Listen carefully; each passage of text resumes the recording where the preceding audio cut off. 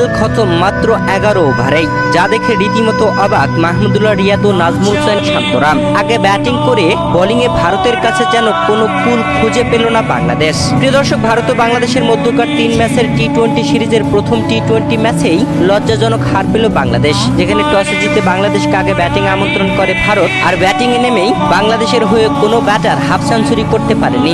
দলের হয়ে সর্বোচ্চ রান করেছেন মেহেদী হাসান মিরাজ 35 রান। এছাড়া কোনো ব্যাটার সেভাবে জ্বলে উঠতে পারেনি। ওপেনিং থেকে শুরু করে শেষ ব্যাটসম্যান মুস্তাফিজুর রহমান পর্যন্ত আউট হয়েছেন সবাই। এক মেহেদী হাসান মিরাজ 32 বলে 35 রানের অপরাজিত ইনিংস খেলেছেন।